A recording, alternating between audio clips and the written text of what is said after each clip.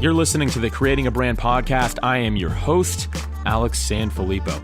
Now, this episode today may seem more like a topic that you'd find on a science podcast of some sort, and that's because we're going to be talking about sleep, why it's important, and why it matters for each and every one of us. Now, you're probably asking, Alex, what does sleep have to do with creating a brand? First off, great question. And the truth is, it may be more than you think or realize.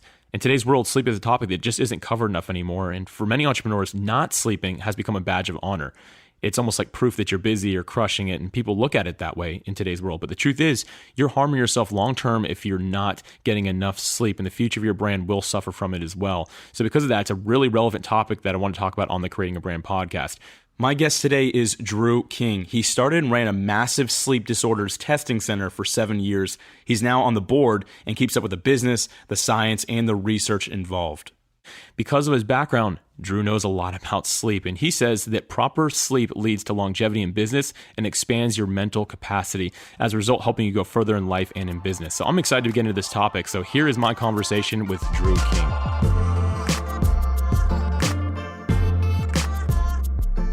Drew, welcome to the Creating a Brand podcast. It's good to be here. Thank you for having me. Yeah, absolutely. I'm really excited about today's topic because it's one that I feel that many of us ignore or don't want to talk about enough, and that topic is sleep. I totally agree. We'll get into it, I'm sure, but it's one topic that, from my experience in the world of sleep, everybody loves to talk about. People love to share their stories about it, whether they're most people not getting enough of it. Mm-hmm. I'm happy to talk about it because it is absolutely important to everyone's health. Yeah, for sure. So to start off, I think probably the best thing to do is let's go from more of a scientific standpoint. What does sleep actually do inside the mind and the body? And this might be a longer answer than we're looking for, but let's really get into that. Let me start by saying this. I think when most people think about a healthy lifestyle, I would say, and tell me if you agree, that the first two things that people would go to, they would say healthy diet and exercise. Would you agree? Yeah, you hear that all the time. Yeah. And so what I think might be surprising to the audience is that good quality sleep is equivalent to those other two. Oh, okay. So, it's kind of like that wheel spoke example, So if just even one is out of alignment or shorter than the others, and you're not going to have a smooth ride. I've never heard this before. Yeah. Wow. So sleep is equally important. Wow. And like I said before, everybody wants it. Not enough people are getting enough of it. It can be detrimental. So let me just start it by saying that, and then let me just get into kind of some of the particulars of the benefits of or the harmful effects of, if that works for you. Absolutely. Yeah, let's jump into that. So I think probably one thing that the audience might not know is prolonged lack of quality sleep. It can actually lead to depression and anxiety, so mood disorders. And what do you mean by prolonged? Like, just chronic. Okay, I know this is, most people ask, well, how many hours do I need to get? And that's what I was going to ask. That's exactly my question was, how many hours? What's the sweet spot? Between 7 and 8 is the answer. Is it really? Okay. It is. Between 7 and 8 is the answer. That is the sweet spot. I know some people need more. Some people know, hey, my body operates better at 9. Then get 9. If you can get 9, fantastic. Yeah, I'm probably already driving you off the main point here, but I have like 100 questions. But so what if you're somebody that says, I operate best off of 5? Is there anybody that's really like that, or is that not realistic? Not in my experience. Okay, and you've had a ton of experience, obviously. So yeah, I'll just briefly hit that for just a second. Yeah. So I started and ran a sleep disorders testing center for about 7 years, and now I'm on the board of it. But I started and ran it, so I'm on the business side of things. Right. However, obviously, you need medical personnel, and so I hired a boarded sleep physician and all of our clinical staff. And so I didn't know anything about sleep before I went into the business, but I'm the type that I wanted to learn everything about it so I could speak intelligently on the subject. And so I learned from our, doctors everything I could about it. So, what I'm speaking from, I'm not an MD, but I certainly have asked all the right questions and have studied up enough to be able definitely. to hopefully help someone out there. Yeah. For sure. So going back to that original, I know we went off on a little tangent there. We're kind of going back to that. The people that are not getting enough sleep, it's not just nightly. You're talking about that are constantly not sleeping, right? Yeah, absolutely. You mentioned, what about someone who gets 5 hours a night? I can tell you that if you're getting less than 7 regularly, you are at physical risk of, for example, your immune system, not as sharp, more likely to get sick. or if you get sick, your immune system is less efficient, so you won't be able to shake it off as fast. Interesting. So kind of like if you're eating a lot of sugary junk foods and stuff like that, that your immune system drops down. It's similar if you're getting not enough sleep. It's exactly right. Okay. Lack of sleep affects your reproductive organs. So in other words, like, your greater chance for infertility. I don't think that many people know that. Yeah, probably not. Absolutely. It just, sleep affects so many different organs in the human body. Your heart, it's another one. It needs a break at night. And so just not a total break, of course, but it needs rest at night. It still beats while we're sleeping, right? I mean, most people don't know that. Another one would be weight gain. Studies show that people who sleep less than 7 hours a day are 30% more likely to be obese. Wow. I think actually 30%. I don't know if you've ever seen the movie The Intern with Anne Hathaway and Robert De Niro. I have actually. Yeah, there we go. It's a great movie. I love that movie. But that stat actually gets shared in that movie, which is funny. It's actually a true statement, though. So really, yeah, absolutely. I wasn't paying attention to that. I wish I would have been. Now I'm learning it. But I caught it. Anytime the word sleep gets brought up, my ears, my antenna turn up. A little bit. Anyway, so those are just, some of the, as you can tell, as I share these things, immune system, heart, and you can just tell that it affects so many different systems in our body. And so it's super important to target those 7 or 8 hours. Now, 7 or 8 hours every night, could that be an average? What if I get 6 one night, 9 the next, 5 the next, and then 10? Like, can you bank it like that? Great question. And the answer is no. Okay. You can't. I think I knew that one, but I wanted to ask just in case you had some insight for me. Let me answer that another way. Okay. So imagine your target, say, over 2 nights is we'll call it 14 hours, right? Your question was, well, what if I get, 9 one night and 5 the next? I would come back and say, okay, if you're targeting 14 in 2 days, what if you got 12 one night and 2 the next? That day after you got 2, how are you going to be feeling? Not good. So no, banking doesn't work. In fact, the human body operates best with routine. And so truthfully, even when it comes to the world of sleep, you should target going to bed at the same time every day and waking up at the same time every day. All parents out there will also know that, when you have your babies and infants and children on the same schedule, same routine, that they operate better. So it's a human body thing. That's interesting. Now, so for me and the Creating a Brand audience, a lot of entrepreneurs out there, I don't do this, but I know a handful of them that actually they'll skip a full night a week. And for many of them, it's Friday because that's when they're finished with their regular job. So they won't sleep from Friday, when they wake up Friday morning until they go to bed Saturday night. They will stay up and that's when they'll work and get things done. That's a problem, I'm guessing. Do you think that even if you're doing that on a smaller scale, like what if you're staying up later on the weekends, which many people do? So on the weekend, they're staying up till 1 and 2 in the morning working and maybe getting a few hours of sleep and getting up and getting back at it. Is that kind of the same issue, or what are your thoughts on that? I would never say to somebody that's a good idea to skip an entire night's sleep, no matter how productive. I would say good quality sleep actually helps your brain be sharper. And so I would question, even if you are powering through the course of the night, I would question your sharpness, the quality. And I don't know about you, but I know on nights where I don't get as much sleep, that next day is painful. And, yes, definitely. It's just not worth it, for me, for my mind, for my body to not try and regulate. Now, obviously, is there flexibility? You don't want to be too rigid. If, you stay up later on the weekends, that's all right. But I wouldn't target knocking out a whole night's worth. Yeah. We actually talked a few years ago when I first learned that you used to have a career in the industry of sleep, if you will. I didn't get too much into it because I know we're asking a lot of these questions now, but enough that it impacted me saying, okay, I need to start getting my sleep scheduled, because I used to just go to bed whenever. Now I actually have an alarm that goes off telling me to go to bed, because I am a night person and I will naturally stay up much later than I should, but I'll also still get up early because I have something I need to do the next day. I have work to do, right? But when we had this conversation, I think it was about 4 years ago, I went home and I told my wife, I'm like, I need to set an alarm to go to bed. And she's like, that makes no sense. She's like, what are you talking about? Only you, Alex. Only you. It's helped a lot, though. Since I've actually been targeting, I target about 7.5 hours of sleep is what I'm at right now. Great. And since I did that, set that alarm to go to bed and force myself to do it, I wake up the next day making far better decisions. Absolutely. So another question here, kind of on this same topic.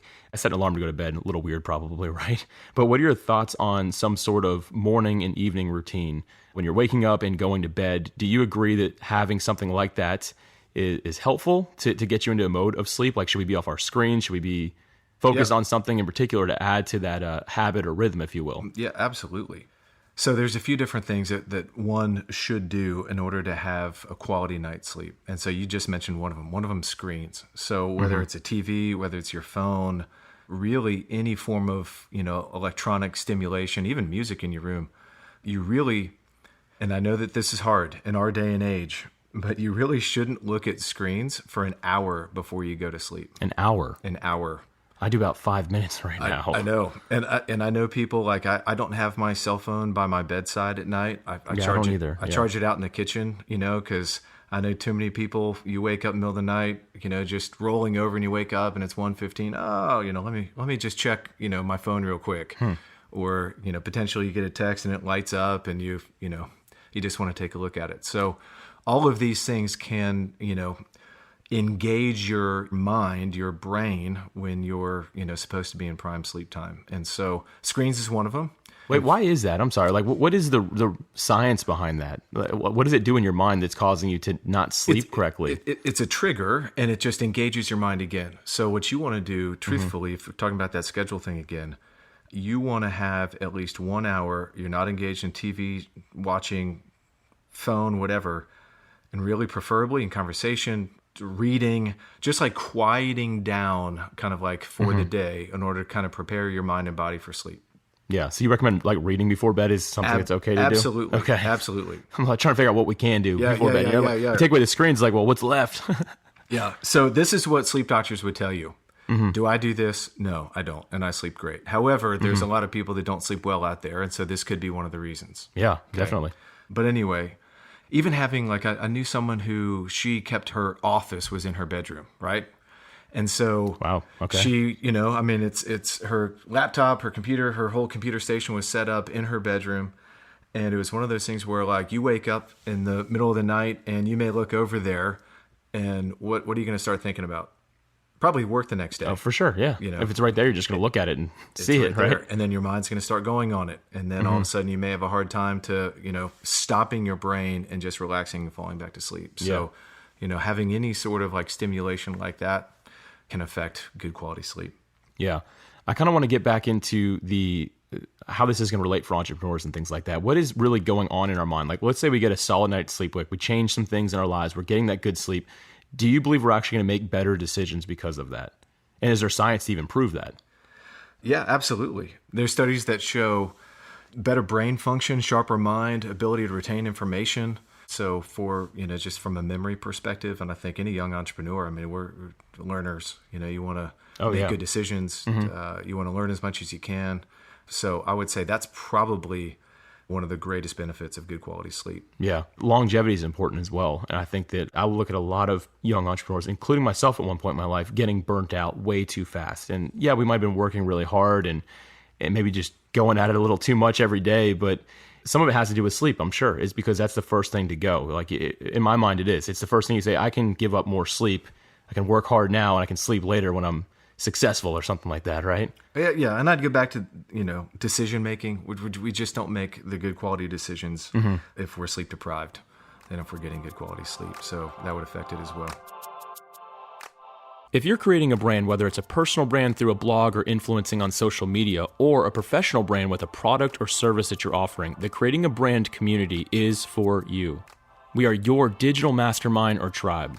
Our community is built on our own custom social media platform where we share our experiences, recommendations, and solve real problems together. In addition, all members have exclusive access to our many online courses. Ultimately, we are a powerful community of entrepreneurs that are helping each other succeed. You will always go further in life and in business when you're part of a healthy community. I'm so passionate about this that I'm going to ask you to do something for me right now. Visit creatingabrand.com and join our community today. You can start for free and it will take you less than 3 minutes to set up. Once you join, message me directly. I'd love to have a conversation with you and welcome you to our community.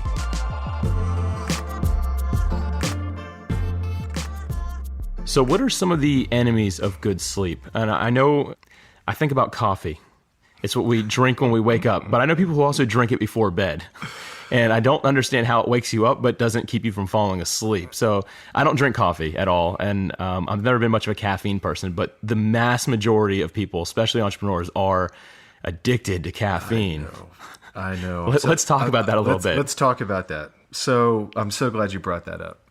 I would say caffeine is the number one inhibitor of good quality sleep. So, Oh, wow. Okay. caffeine has a half-life in your body, and it can stay active in your body for up to 8 hours after you drink it, depending upon the milligrams of caffeine and your body weight and digestive and stuff like that. But So even after the effects of it wear off, it's still in there your body. doing its thing, huh? Yeah. And Okay. so it can still react in your body. And so a sleep doctor would tell you to not have any caffeine after 2 p.m.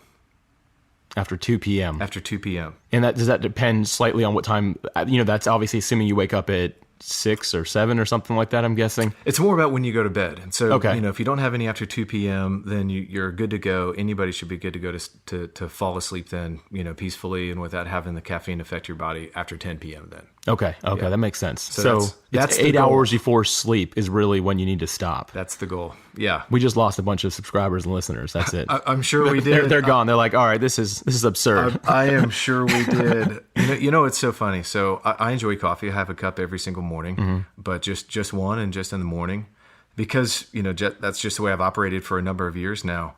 Every once in a while, say my wife and I'll go see a movie on a Friday night, and I may get a Diet Coke or Coke Zero or something with it. It has caffeine. I will tell you, I will be able to go to sleep just fine. Usually go to bed about 11 o'clock. I'll fall asleep just fine. But on those nights, I will have a restless night, meaning I will wake up 1:30, 1:45, and I'll look at the clock and, oh man, okay. And I roll back over and I'm able to fall back asleep again. And then I'll wake up and look at the clock and it's 3:30 and I'll be able to fall back asleep. And so that's not good, because your body's designed to go into, there's 4 stages of sleep, and your body's designed to go into those 4 stages. And so if caffeine is waking me up every 2 or 3 hours, it's disrupting your, what they call sleep architecture, your sleep pattern throughout the course of the night. So caffeine is the number one enemy. And even like just the example I just gave you, which is, not uncommon, you still can go to sleep, but it will kind of wake you up. And then think about this. So then you may wake up at 1:30 or 2 o'clock in the morning. Maybe you have to go to the bathroom. And then if you're up, here's what I've found out. When you're up, then a lot of times your mind starts going on the cares of the day. Yeah, mine do. That's exactly what happens to me if I wake up. If I do, it's very rare, but if I wake up, it's like my mind just quickly engages. Yeah. And then you have a hard time going back to sleep, which is something else that I get asked about a lot is, the whole insomnia issue. So a lot of it can be traced back to caffeine. So my number one challenge to those individuals is, hey, stop having caffeine after 2 o'clock. And then, of course, they look at me like, man, there's just no way I can give that up. Right. I'm like, okay, then I don't have anything else to tell you. That's your starting point. So that would be a starting point. And then, second thing is for insomniacs out there, you wake up at 2 or 3 o'clock in the morning, your mind starts going. And that is the moment where everyone on planet Earth, everyone knows that they want to get more sleep, and maybe your alarm clock's going off at 6 or 6:30, and it's 2 o'clock, and it's all of a sudden it's 2:30, and it's 2:45. Then you start feeling the pressure of like, oh no, now I'm only down to 3.5 hours. Oh, I've been there. Now I'm only down to 2, and I've got to get sleep. I've got X, Y, and Z going on today. Man, think about all that you've just done. Like you're putting a lot of pressure on yourself To sleep. To right? sleep, yeah. I mean, sleep it's a funny thing. Like you don't want to do that, because then your anxiety levels start to raise, and it's the opposite. You want to actually go into absolute relaxation. You want to kind of turn your mind off from those things.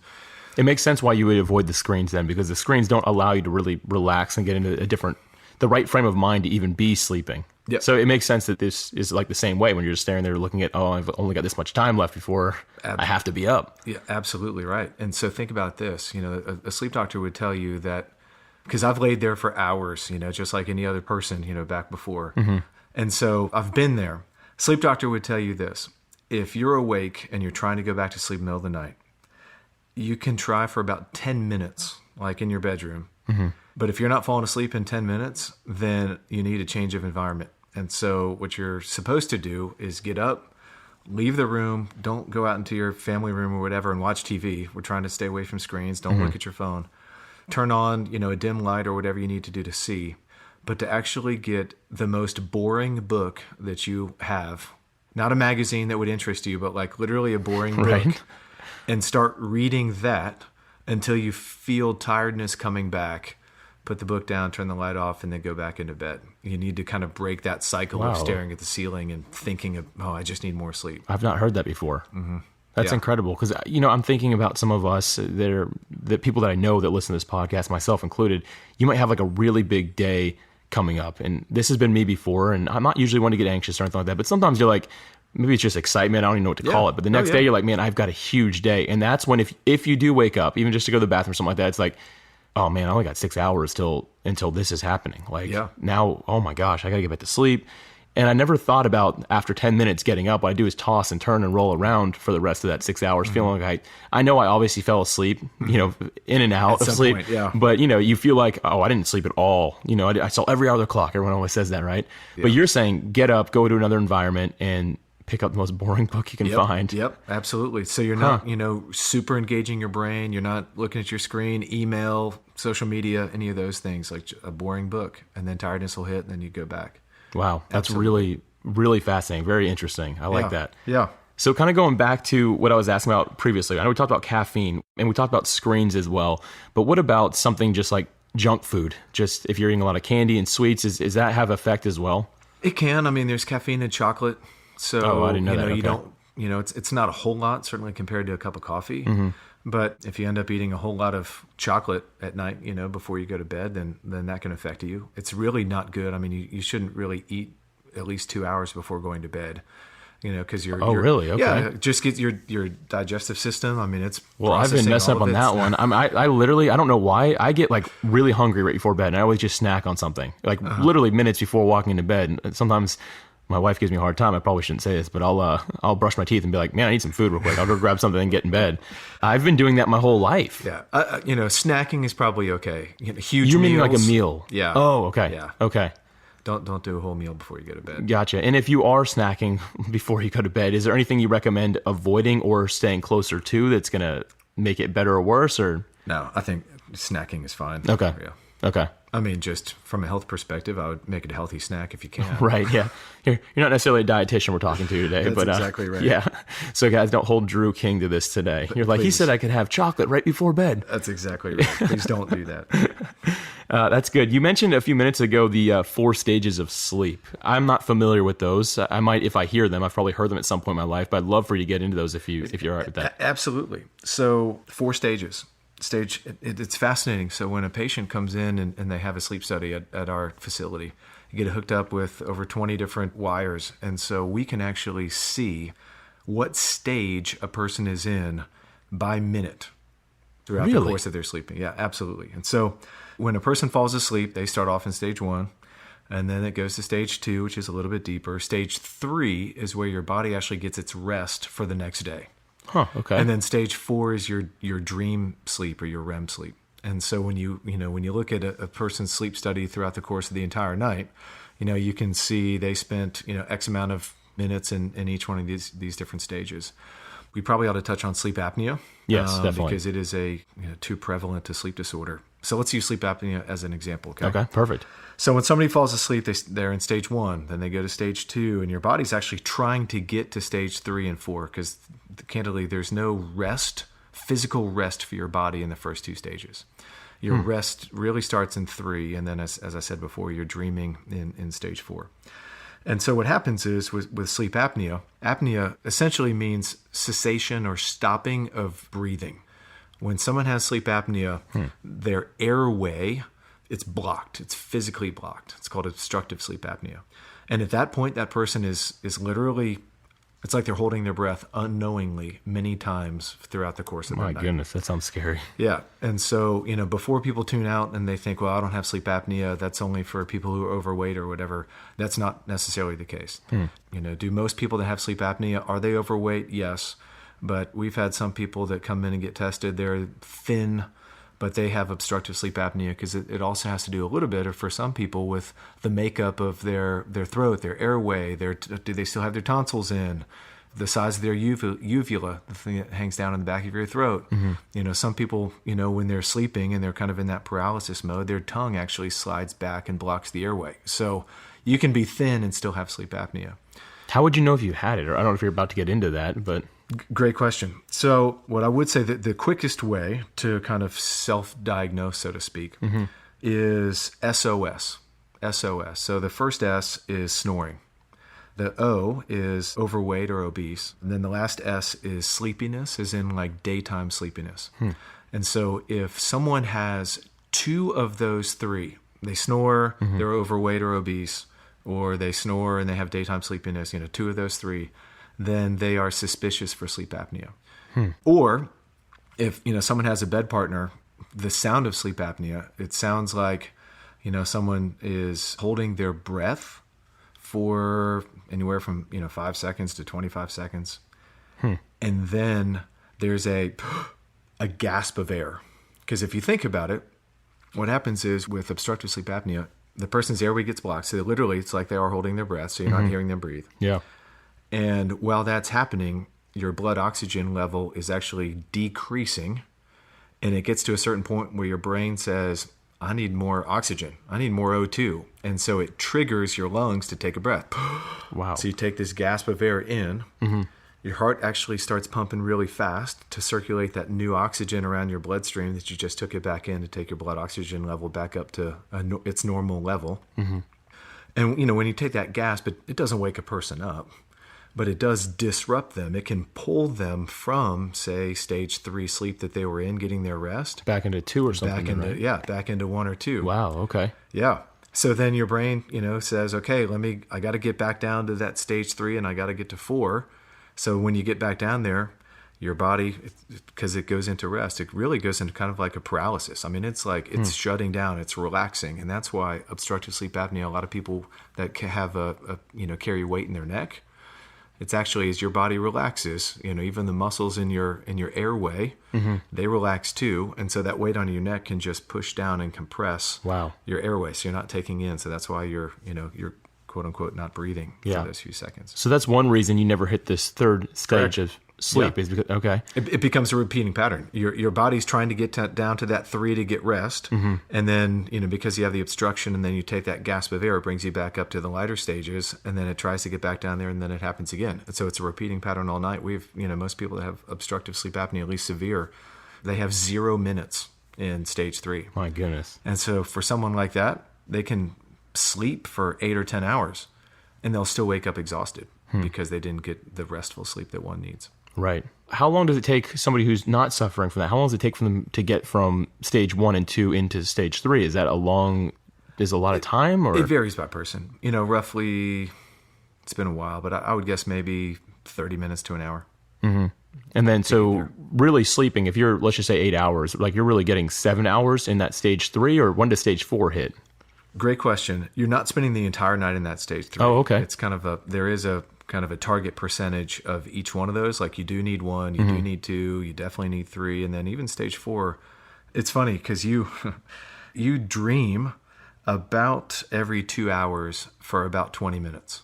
So if you think about it, yeah. So think about it. You say you fall asleep at 11, about 1 o'clock roughly, you might dream for about 20 minutes and not even know it. Because if you don't wake up on coming out of that, then you're not going to remember that you even dreamt. Oh, that's why I don't remember any of my dreams ever. It's because of that reason, I guess. Yeah, you remember that. Yeah, you would remember them if you're waking up coming out of that dream, that 20-minute dream stage.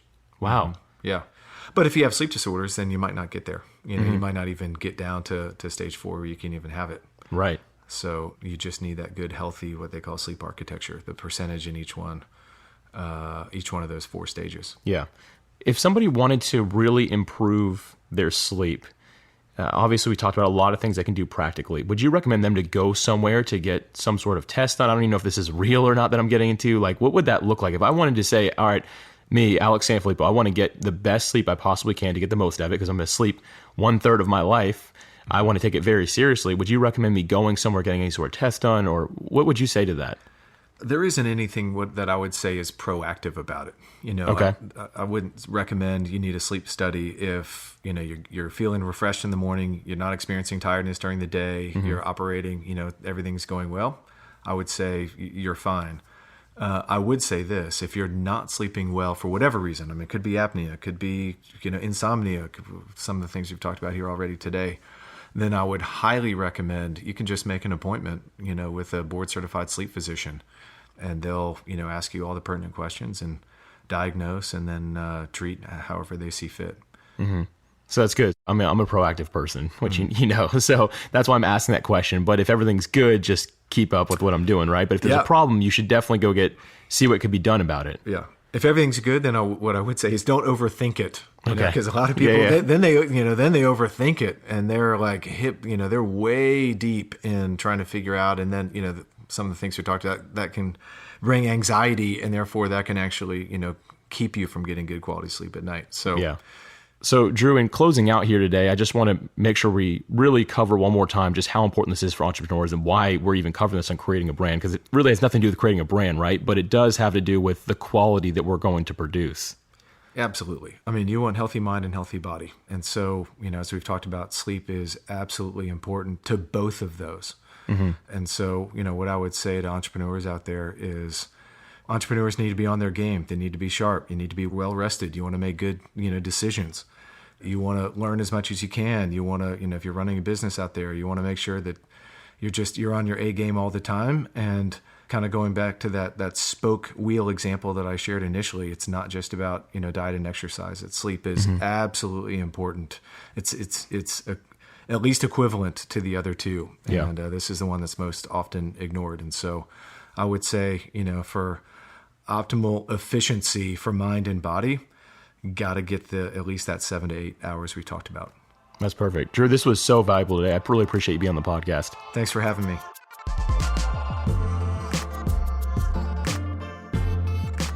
I don't know about you, but I'm excited to get some good sleep tonight. Drew, thank you so much for an insightful episode on a topic that is just not covered enough. Now, I learned a lot in this episode, and I fully intend on implementing everything that we talked about. And again, this matters because as someone who's creating a brand, ultimately, you are your brand. Meaning getting proper sleep is going to help you perform at an optimal level, and that will affect everything you do in life and in business. In addition, this week in the Creating Your Brand community, we're going to be talking about sleep, but also morning and evening routines, what we're doing to have successful days, setting it up for success, ending it successfully. It's going to be a fun conversation that we're going to be having all week, so I'm looking forward to hearing everyone's routines and what they're doing, because I know I'm going to learn a lot from it. I believe that the entire community is going to learn a lot from it as well. Drew, thank you again for sharing your experience and wisdom on the topic of sleep. I believe tonight we're all going to sleep much better because we got to hear from you. So thank you so much for that. For show notes from today's episode, visit creatingabrandpodcast.com. As always, thank you for listening, and I'll be back sharing another episode with you next week.